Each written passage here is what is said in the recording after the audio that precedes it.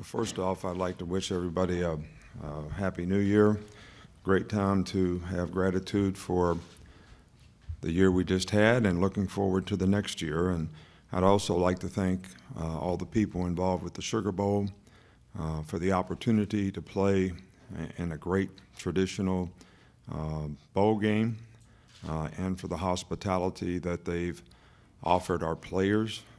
I think games like this are about players, and certainly has been a great experience for our players to be a part of the Sugar Bowl and in the city of New Orleans. So we appreciate that more than you know. You know, the players that we have here, you know, sort of are representative of our team and what our team is all about in terms of what we want to accomplish, what we want to do to help people be more successful in life because of the character and attitude that they sort of develop as a college student to create value for their future. And I've been pleased with, you know, what our players have done in preparation for this game, as well as how they've represented the University of Alabama while here at this game. We have an opportunity to play a really, really good team. You know, Kansas State is probably is playing as well as anybody in the country at the end of the season this year, winning the Big 12 title, as well as beating a playoff team, you know, to do it. So this is going to be a tremendous challenge for our team, and something that I think if you're a great competitor, you always welcome the opportunity to play in big games against great teams. So preparation has been good, and the attitude has been good with our players. So, you know, hopefully it'll show up on the field in terms of the way we play. All right, please raise your hand and wait for the microphone. Right here in the front on the right side. Nick Kelly, Tuscaloosa News. In your experience, what is the difference of teams that can close games and players that can make plays in big moments and those who don't? Well, I think that's kind of a tough question, because I think if you can stay focused on the moment. You know, there was an old statement that I read once that Michael Jordan said, when I play at the end of the game, I never change. I just stay focused on what I have to do on that particular play in that particular moment, and I take advantage of the fact that other people change. So saying all that to say this, that some people have the ability to do that because they have maturity as a competitor that allows them to stay focused on what they need to do in that moment. It's not the circumstance of the moment. It's how, you know, they respond and being able to stay focused in that moment to make plays. We're going to stay here on the right side. Jake Stansel, WBRC in Birmingham. Coach, just seeing the level of focus from you and the players, what has made this bowl game so enjoyable to prepare for? Well, I think sometimes we've been in the playoffs so many times here in the last 10, 12 years. There's only been a few occasions where we have a circumstance where we haven't gotten into playoffs. And I think it's more challenging when that's sort of the goal for what the players work for all year long and came up short, to sort of recenter. You know, your circumstance doesn't really define or who you are. It kind of reveals who you are in terms of how do you respond, you know, to the challenge that we have in the circumstance that we're in. So it's always a little more challenging, but I think that our players have had the right disposition and the right mindset about how they've approached it. Go to the left side on the third row. Hey, Coach Saban, Jamal Kennedy, WSFA 12 News, and Montgomery. Sort of a piggyback off of that question, you talked about being grateful and gratitude for the year. You've been to the Sugar Bowl now a couple of times, and you talked about your players enjoying this moment. But for you personally, the satisfaction and the enjoyment that you get out of coming down here and enjoying this moment every year. Well, I think that the big thing for me is not me personally in terms of how I enjoy it, but the fact that the players get a lot of positive self-gratification for having the opportunity. I think that's what bowl games are all about. It's one of the great things about college football is if you have a good season and you get rewarded by going to a first-class quality bowl game like the Sugar Bowl, that's a great experience for the players. And I think my enjoyment comes from, seeing them having the opportunity not only to play against a great team, but also have some time to enjoy and have an experience that they have surrounding the bowl game. We're going to go to the second row, on the right side. Good morning, Coach. Carrie Osep, NBC out of Birmingham. There's obviously been so much talk, in the recent years in college football, seeing players opt out. You don't have any opt-outs, nor does Kansas State.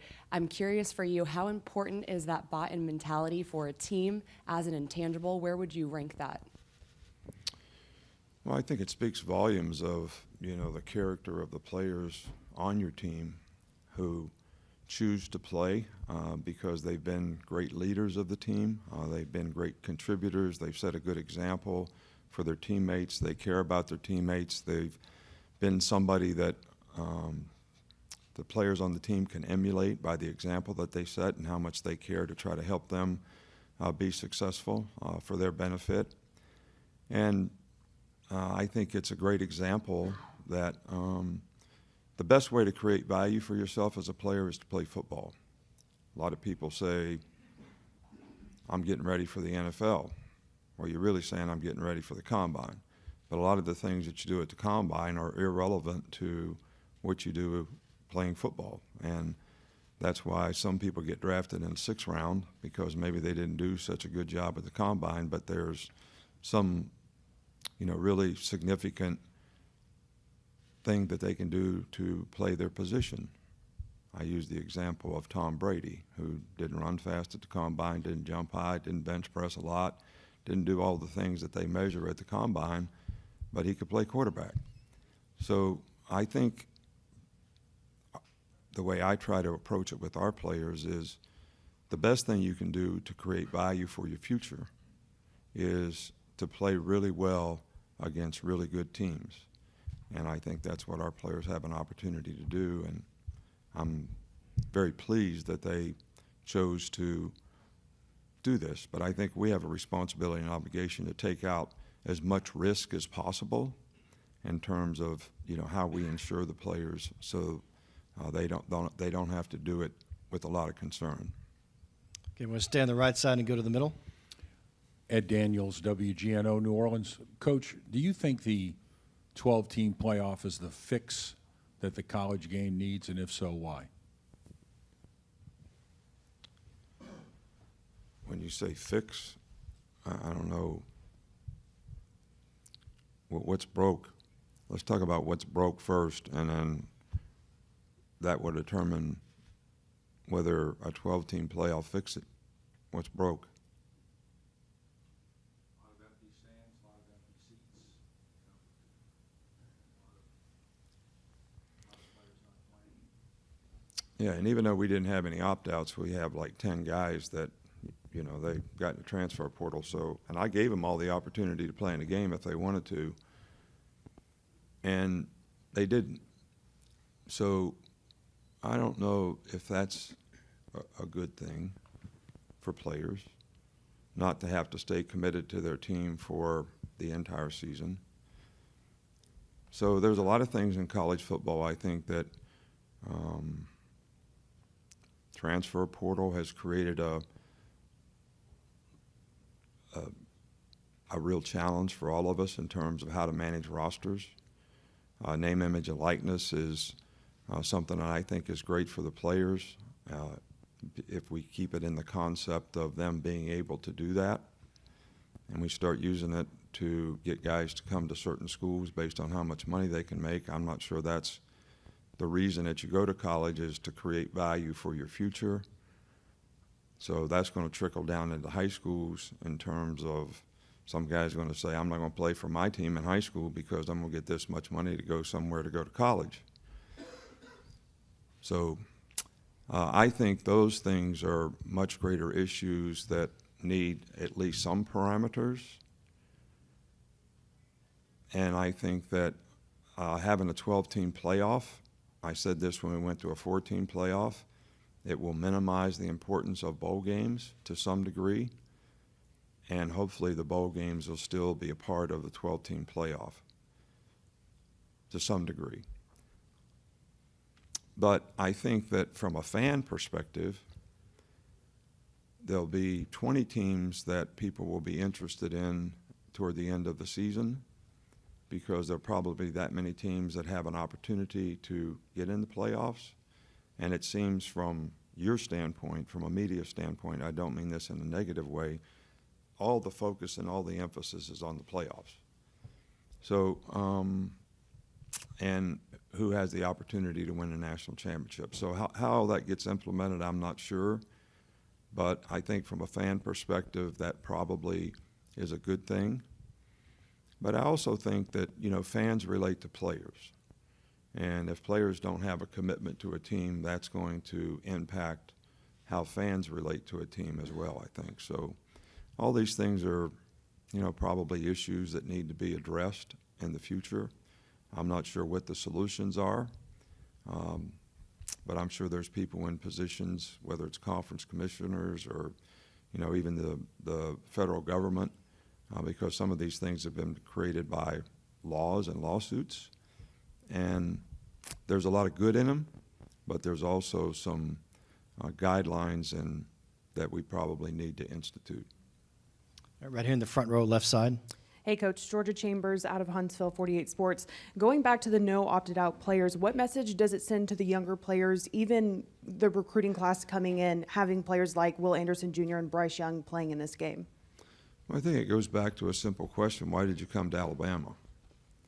Now, if you came to Alabama because you wanted to be the best you could be as a person, as a student, and as a player, which is what we try to promote in the program, then this is just another opportunity for you to have a chance to do that in a very competitive situation against a very good team. So, but I do think it sends a very positive message to teammates when the leaders of the team, both guys are captains.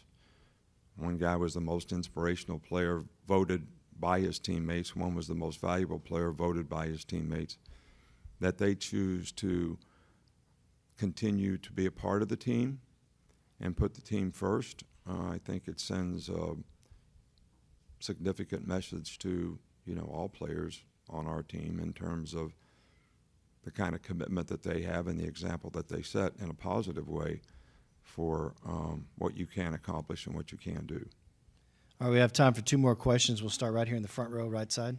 Chase Goodbread with the Tuscaloosa News. Coach, you've said many times that you've got, and when it comes to recruiting, you've got certain parameters for size at each position and so forth. So in light of that, when you watch tape of a running back like Deuce Vaughn, who's 5'6" and 175, do you find him fun to watch, even though film study is serious business?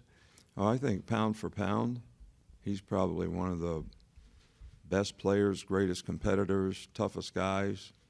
So when we say we have parameters, that's all that it means. It doesn't mean that there's not an exception to every rule. You can say a cornerback needs to be 6 foot tall, but there are guys that are 5'10" and 5'9" who go to the Pro Bowl. It's a parameter. It's not a killer. And there's a lot of things that you look at, whether it's, you know, what are the things you do well to play your position? What are the critical factors? What's the criteria? And the size, speed part of it is just, you know, one part of that. Character and intelligence and all those things are a big part of how you evaluate players. And there's no one that we played against all year long that has better competitive character than the guy you just mentioned. All right, final question, left side. Aaron Suttles, The Athletic. When they moved the recruiting, early recruiting up, I'm sure they had good reasons for doing so, but it's become sort of the recruiting day now, the signing period. In terms of and in light of the transfer portal, how difficult has roster management become during that time of year? Well, I think roster management is difficult year-round because what's going to happen after this game? What's going to happen in the end of April? So, you know, basically we have the players can basically change in any of these windows how many do you know are going to do it or you think might do it, and how do you replace them? It's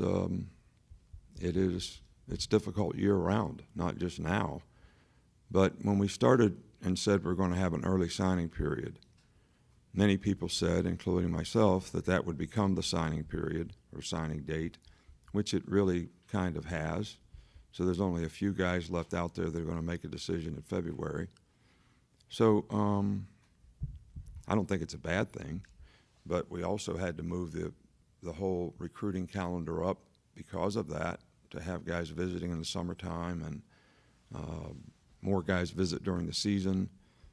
So the normal time when people used to visit, December and January, is almost obsolete in terms of, we may have one player that's going to visit in January as of right now.